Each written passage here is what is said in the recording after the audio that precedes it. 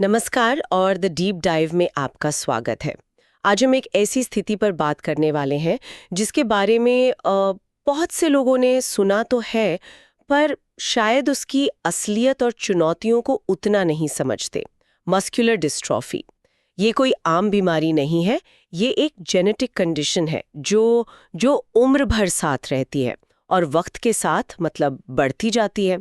आसान शब्दों में कहें तो शरीर की मांसपेशियां धीरे धीरे कमजोर होती हैं, इतनी कमजोर कि चलना फिरना, रोज के काम, ये सब एक बहुत बड़ा संघर्ष बन जाता है।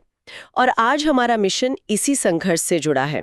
हम भारत में मस्कुलर डिस्ट्रॉफी के मरीजों के लिए जो सरकारी विकलांगता पेंशन है, उस प्रक्रिया को समझने की कोशिश करेंगे। और ये समझना जरूरी है कि ये पेंशन कोई इलाज नहीं है, बिल्कुल नहीं। ये एक कानूनी अधिकार है, एक फाइनेंशियल सपोर्ट सिस्टम है। तो आज हम जानेंगे कि इसकी एलिजिबिलिटी क्या है, कौन से डॉक्यूमेंट्स चाहिए और सबसे जरूरी एप्लीकेशन कहाँ और कैसे करना है। बिल्कुल। और इस चर्चा की शुरुआत में ही ये माइंडसेट सेट करना बहुत जरूरी है कि ये पेंशन कोई खैरात या दान नहीं है। ये एक संवैधानिक, एक कानूनी हक है।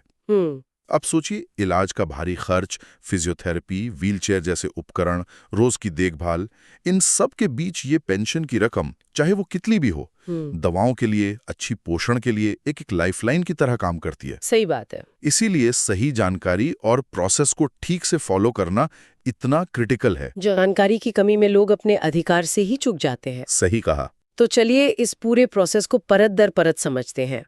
मान लीजिए एक परिवार है, उन्हें पता चलता है कि उनके बच्चे को मस्कुलर डिस्ट्रॉफी है। अब वो सरकारी मदद चाहते हैं, तो इस कागजी कार्रवाई के चक्रव्यूह में उनका सबसे जरूरी कदम क्या होना चाहिए?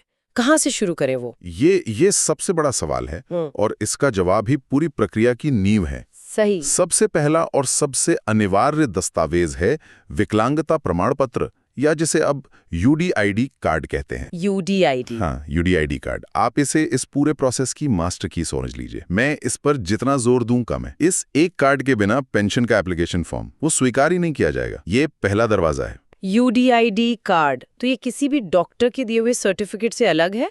मतलब ये एक ऑफिशियल सरकारी दस्तावेज है? एग्जैक्टली। ये किसी प्राइवेट डॉक्टर का प्रिस्क्रिप्शन नहीं है।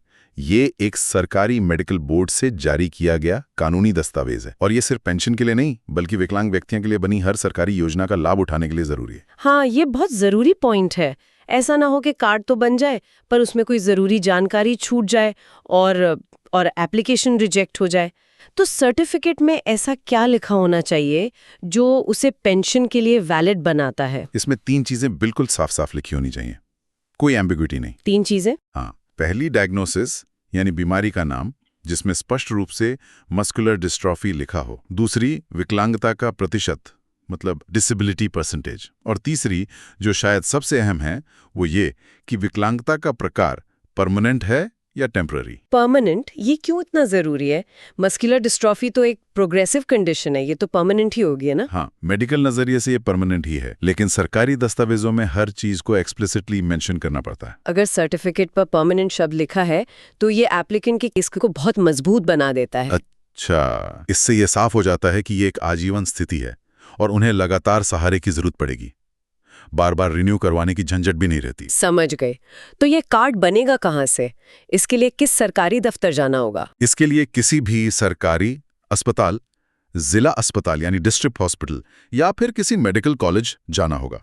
वहां विकलांगता प्रमाण पत्र या यूडीआईडी के लिए अप्लाई करने का एक प्रोसेस होता है। एप्लीकेशन के बाद एक मेडिकल बोर्ड मरीज की जांच करता है, सारे रिकॉर्ड्स देखता है और फिर यह सर्टिफिकेट जारी होता है।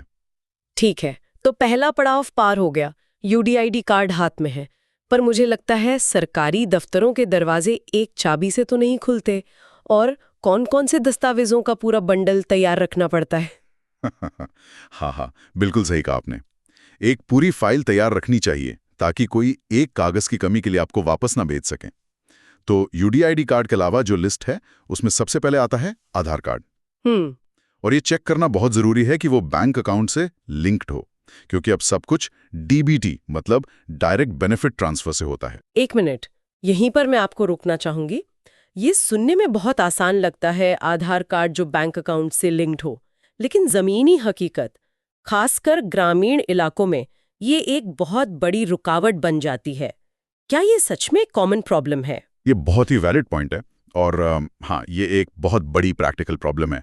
कई बार लोगों का बैंक अकाउंट नहीं होता या होता है तो आधार से लिंक नहीं होता, या कोई टेक्निकल एरर होता है। बिल्कुल।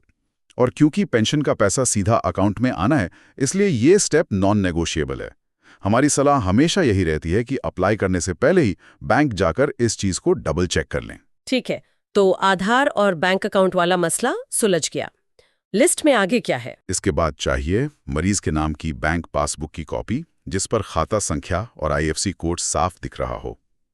फिर कुछ पासपोर्ट साइज की तस्वीरें, निवास का प्रमाण जैसे राशन कार्ड या वोटर आईडी, और कुछ राज्यों में आय प्रमाण पत्र या बीएफपीएल कार्ड भी मांगा जाता है, क्योंकि कुछ पेंशन योजनाएं परिवार की आय पर भी निर्भर करती हैं।